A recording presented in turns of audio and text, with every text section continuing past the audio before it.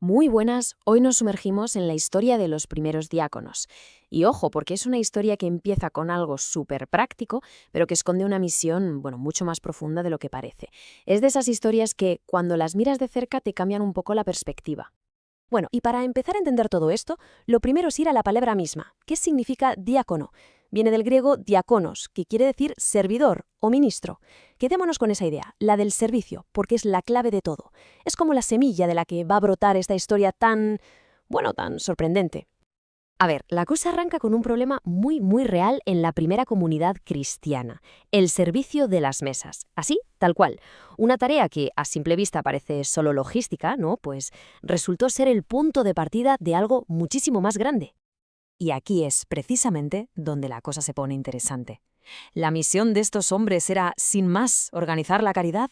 ¿O es que el Espíritu Santo tenía otros planes para ellos? Planes mucho más audaces. Esta pregunta, de verdad, lo cambia todo. Vale, pues vamos con la primera parte. A ver cómo empezó todo esto en esa comunidad cristiana primitiva. Veremos que todo nace de una necesidad muy humana, que recibió una respuesta, la verdad, totalmente divina. Aquí tenemos la secuencia de los hechos, paso a paso. Fijaos, todo empieza con una queja, y una queja justa. Las viudas de cultura griega sentían que las estaban dejando de lado en el reparto diario de comida. Esto, claro, crea un dilema para los apóstoles. ¿Qué hacemos? ¿Dejamos de predicar para servir las mesas? Imposible. Así que la solución es elegir a 7 hombres. Pero no a cualquiera, ojo, llenos de espíritu y de sabiduría, y se formaliza con la oración y la imposición de manos. Parece, a simple vista, una solución puramente organizativa, ¿verdad?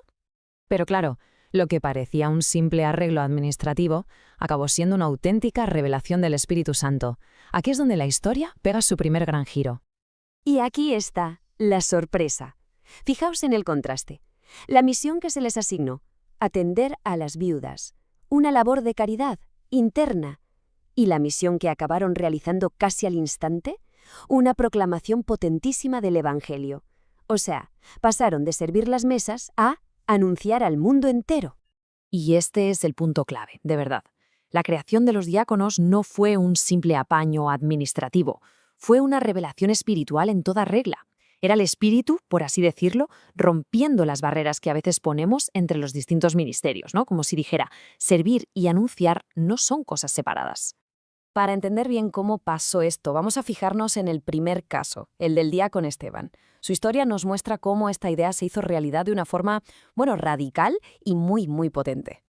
Es que el texto no nos habla de un simple organizador o un gestor.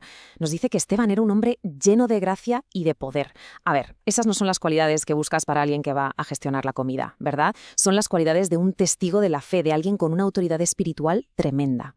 Y sus actos, desde luego, lo confirman. Hacía grandes signos y prodigios. Proclamó la historia de la salvación sin ningún miedo delante del Sanedrín, que era la máxima autoridad judía.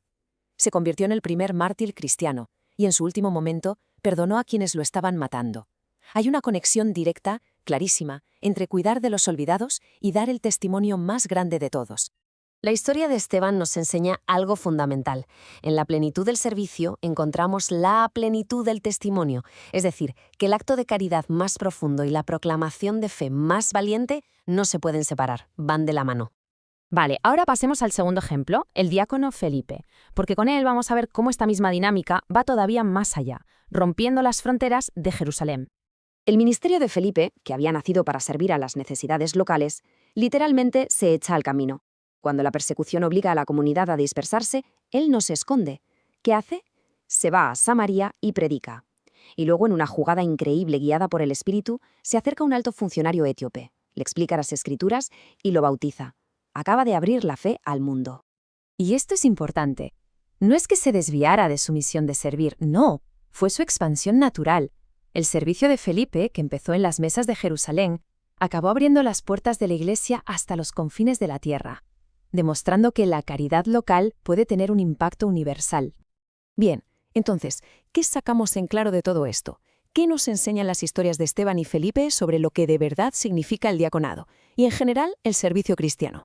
Pues aquí está la idea central, la que resuelve esa tensión del principio. La caridad, el servicio práctico, y la palabra, la proclamación de la fe, no son dos cosas separadas, no, nacen exactamente de la misma fuente, de un corazón entregado por completo. La primera iglesia lo descubrió sobre la marcha. Nunca fue una cuestión de servicio o proclamación. Tenía que ser servicio y proclamación. Se dieron cuenta de que una cosa sin la otra se queda coja. Un servicio que no anuncia nada se puede quedar mudo, y una palabra que no se traduce en servicio, pues suena hueca. Y este principio lo resume perfectamente. Es un círculo que se retroalimenta. Quien sirve de verdad acaba anunciando el porqué de su servicio, y quien anuncia de verdad no puede evitar ponerse a servir. Son, como se suele decir, las dos caras de la misma moneda.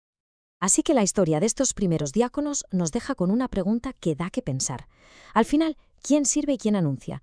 Quizá estas dos acciones, cuando se viven de verdad en su plenitud, no son dos misiones distintas, sino una sola y misma cosa. Una buena pregunta para seguir dándole vueltas.